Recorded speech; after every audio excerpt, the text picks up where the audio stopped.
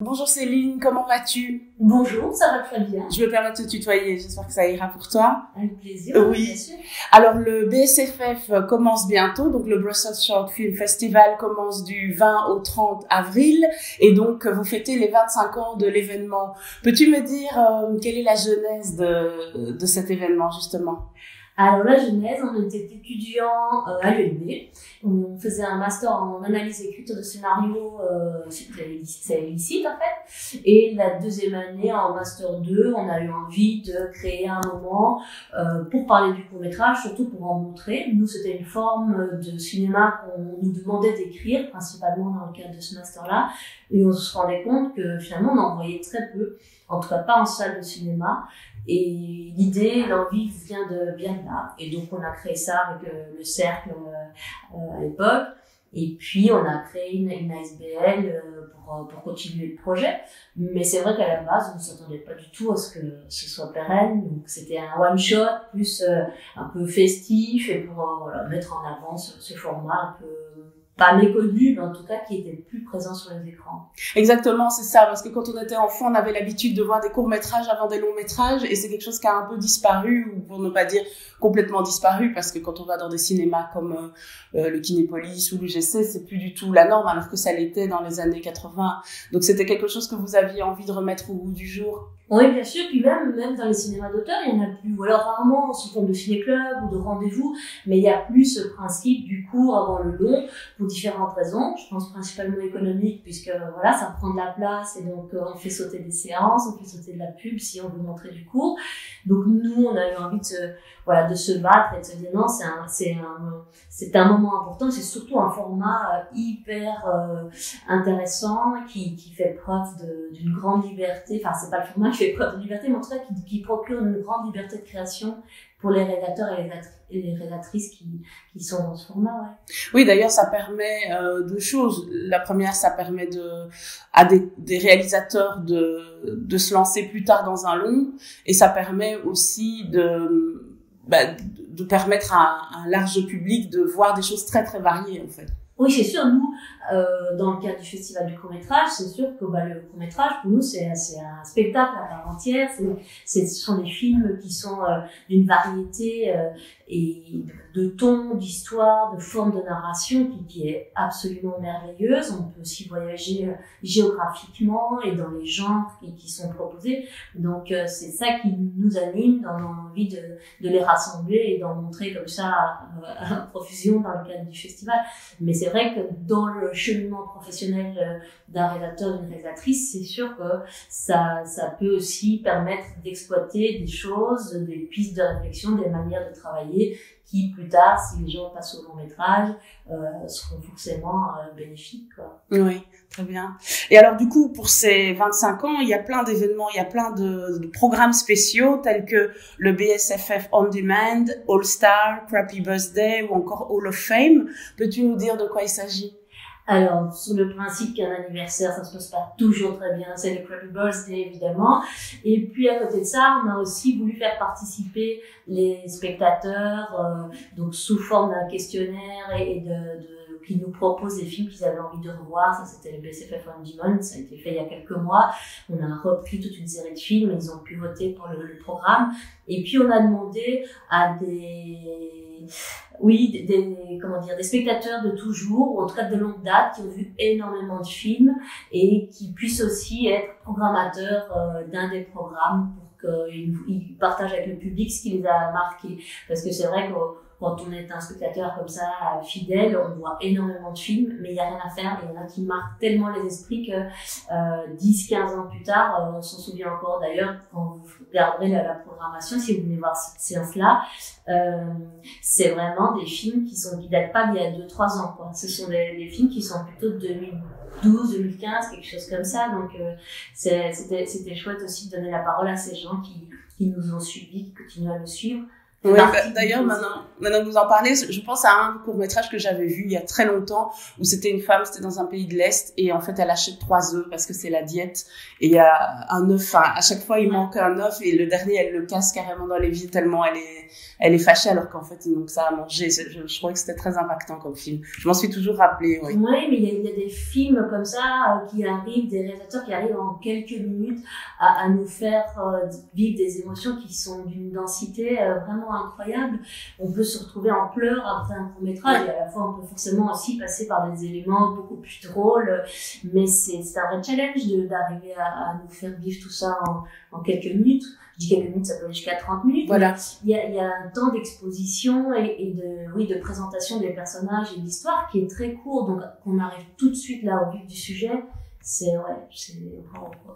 Mais alors, pour revenir à Grumpy Birthday, donc quoi, ce sont des films qui ont pour thème les anniversaires? D'accord. Les anniversaires un peu fort. C'est ça, on en connaît tous. Et alors, donc, le festival a lieu dans plusieurs endroits. Donc, il y a le Flaget, il y a le Galerie pour la première fois cette année, si j'ai bien compris. Oui, c'est plutôt pour le jeune public, etc. Ah, voilà. Mais nous, l'année dernière, en 2020 et 2021, on était à la Galerie aussi, puisqu'on avait fait une version commune avec le Festival du long métrage. Mais, oui, c'est ça. Oui, Galerie, c'est pour le jeune public, principalement. Oui, il y a Vendôme et il y a Kinographe. Oui, et le Ritz aussi, oui. Dans le cadre, au sein de l'école de cinéma Ritz, rue Antoine Dorsard. C'est la première fois qu'on collabore avec eux, et on est très très heureux aussi de pouvoir montrer des films d'école notamment. Donc pas spécialement des films flamands. C'est parce que c'est l'école flamande, hein, c'est ça? Oui, c'était l'école flamande, tout à fait. Non, c'était montrer les films d'école de la Next Generation, la compétition vraiment spécialisée pour les films d'école. Et donc, voilà, on a hâte d'aller le voir aussi là-bas et de vivre ce festival là-bas. Mais oui, très bien. Et alors, du coup, le festival est qualifiant pour les Oscars. Qu'est-ce que ça veut dire? Alors, ça veut dire que depuis 2018, le festival a été reconnu par l'Académie des Oscars, et les films qui gagnent le Grand Prix de la compétition nationale et le Grand Prix de la compétition internationale sont d'office présélectionnés pour les Oscars. Et puis après, ils vont entamer leur course. Voilà, il y aura plusieurs étapes qualificatives, mais en tout cas, le fait d'avoir gagné un Grand Prix chez nous leur permet directement de rejoindre la liste de ces films-là. Donc, oui, pour le festival, c'est hyper valorisant. C'est une reconnaissance énorme. Mais pour les films, voilà, c'est aussi le fait qu'ils soient pointés, vus et mis en avant, c'est hyper important aussi. Ouais. Donc oui, justement, donc il y a une compétition nationale, une compétition internationale. Quel prix on peut encore recevoir? Donc il y a le prix du jury, donc il y a différents jurys, il y a le prix du public. Peux-tu nous expliquer un petit peu comment ça marche? Oui, il y a 3 compétitions, donc comme vous avez dit, nationale, internationale, et puis la compétition Next Generation, voilà. Le film d'école. Et dans chaque compétition, il y a le Grand Prix remis par le jury professionnel. Il y a chaque fois aussi le prix du public, avec des bulletins de vote, et chaque spectateur peut donner son avis à l'issue de la séance. Il y a un jury jeune aussi, qui est là pour choisir son coup de cœur parmi les films de la Next Generation. Et puis un jury presse aussi. Voilà, c'est aussi, on demande aux journalistes de différents médias, francophones, néerlandophones, radio, télé, presse écrite, de choisir leur coup de cœur au sein de la compétition nationale. L'idée, c'est qu'ils découvrent justement des auteurs assez tôt dans leur processus professionnel. Et pour la première fois aussi, il y a le prix des monteurs. C'est une association de monteurs qui va regarder remettre le prix du meilleur montage au sein de la compétition nationale. Il y a différents prix. Oui, mais ce sont les principaux, bien sûr. Les prix d'interprétation aussi. Enfin, voilà, donc on essaye vraiment, sans que ce soit l'école des fans, mais comme il y a 3 compétitions, ça fait vite beaucoup de prix, mais il y a chaque fois un jury, en tout cas professionnel, pour chaque compétition, pour regarder et essayer de sortir certains films, même si, voilà. On sait que c'est très dur, évidemment, que finalement c'est un peu plus pour le geste qu'on offre des films, mais on sait très bien qu'il y a énormément de bonnes choses et que finalement tous les films sont tellement différents que c'est aussi très difficile de les comparer. Oui, bien sûr, c'est un consensus. Hein, voilà. C'est ça, ouais. Oui. Alors il y a aussi le European Short Film Audience Award, donc vous participez aussi à ce award, à cette récompense. Oui, c'est un prix qu'on a mis en place il y a quelques années, il y a 4 ans. On a contacté 9 autres festivals européens, donc on estimait représentatifs dans plusieurs pays. Donc c'est une initiative qui vient de vous? Oui. Ah, d'accord. Et on avait envie de faire une sorte de revision du court-métrage, on va dire ça comme ça, parce que le principe est un tout petit peu compliqué, quoique. Donc c'est chaque prix du public dans chaque festival, dans les 10 festivals, qui part en tournée à la rencontre des publics de tous les festivals participatifs et qui remet son titre en jeu, entre guillemets, pour essayer d'avoir le prix du public européen. Ah, d'accord. Ouais. Bon, et c'est l'occasion de découvrir pour les spectateurs aussi ce qui plaît, quel film a gagné le prix du public, que ce soit en Suède, que ce soit au Portugal, en France, aux Pays-Bas, oui, voilà. D'accord. Donc on a parlé des différents endroits. Il y a aussi des événements autour du festival. Donc il y a un chapiteau, mais il y a aussi des événements qui permettent au public de déambuler dans le festival en dehors des films. Oui, le chapiteau qui est sur la place Sainte-Croix, juste devant Flagey, est vraiment le cœur festif, névralgique, pour que les gens, après les séances, viennent boire un verre, qu'ils rencontrent des équipes de films aussi, parce qu'il y a vraiment cette volonté de mélanger public et les professionnels. Et puis, il y a des séances en plein air aussi, on n'a pas encore parlé, mais c'est aussi une autre forme. On est au Mont des Arts, jusqu'en contrebas de la place Royale. Oui, l'année passée, vous aviez notamment projeté Baraki. Oui, c'est dans le cadre du festival du long métrage, on avait fait ça. Ah oui, c'était pour le long. Oui, c'est ça, les deux étaient ensemble. Oui. Mais donc oui, voilà, ça c'est aussi un autre, ça reste des projections, mais il y a cette notion d'être en plein air avec une super vue. Et de la gratuité finalement. De la gratuité, bien sûr, oui. Ça c'est important aussi. Et puis il y a énormément d'activités pour les professionnels. Il y a plein d'ateliers aussi. C'est un des rôles du festival, c'est de les accompagner dans l'écriture, dans la rencontre avec d'autres producteurs, avec d'autres professionnels, leur faire découvrir les guichets qui peuvent les aider dans le financement ou dans leur carrière professionnelle. Et il y a des ateliers pour le jeune public aussi.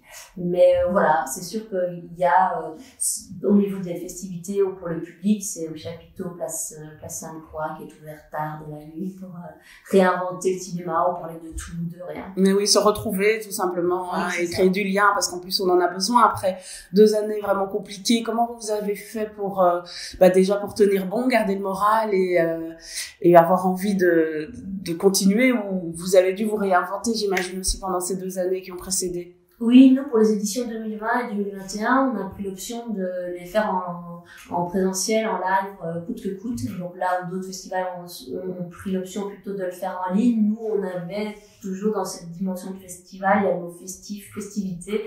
On voulait qu'il y ait cette rencontre humaine. Donc on les a déplacés à une période où on pouvait refaire des événements culturels, etc. Donc on les a mis à la sortie de l'été, tout début septembre, fin août.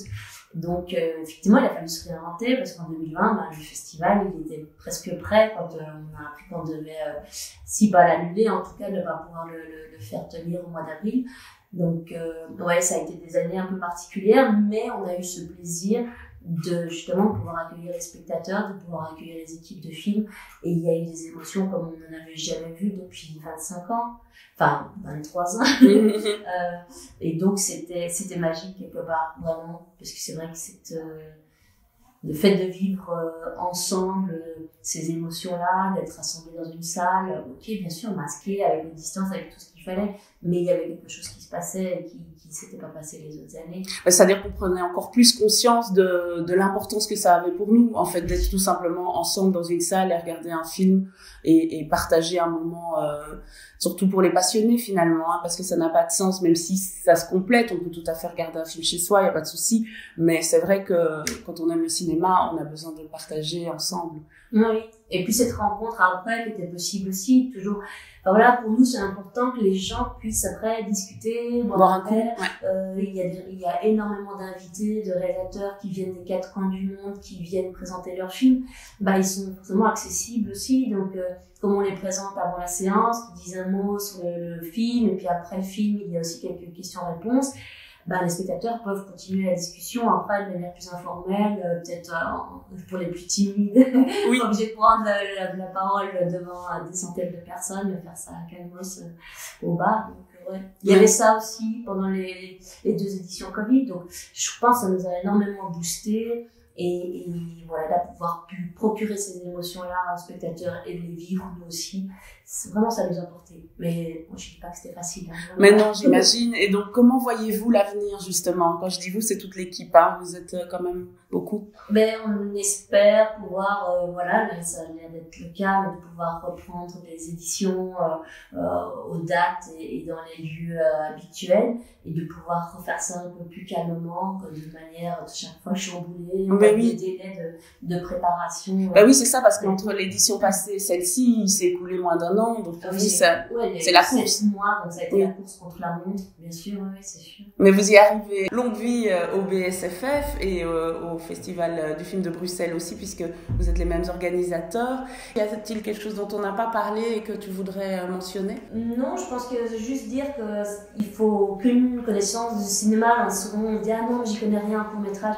C'est pas un souci de court-métrage, c'est du cinéma. C'est plus court, mais ça reste du cinéma et des émotions à vivre voilà, sur le grand écran. Donc voilà. Puis il y a aussi la nuit du cours, mais on ne peut pas parler de tout, mais il y a la nuit du cours le samedi, c'est amusant aussi, c'est une forme de marathon qui dure plusieurs heures à Flagey. Et donc voilà, venez, soyez curieux, c'est pas très cher, il y a des séances gratuites si vous voulez juste essayer comme ça. Mais oui, justement, est-ce qu'il reste des passes encore et combien coûte le pass? Il reste des passes, c'est 33 € pour avoir accès à toutes les séances. Et voilà, et puis les places en elles-mêmes, c'est pas très cher, donc il y a moyen de venir aussi pour juste une séance. Donc, bah, très bien. Mais en tout cas, Céline, merci beaucoup, que tout se passe bien et bien, on a hâte de voir tous ces films. À bientôt. Un tout grand merci, à très vite.